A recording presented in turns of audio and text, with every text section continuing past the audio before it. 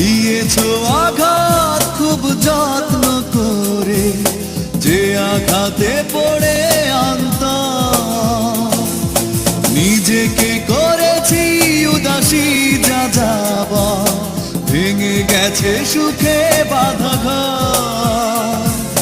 দিয়েছো আঘাত খুব যত্ন করে, যে আঘাতে পড়ে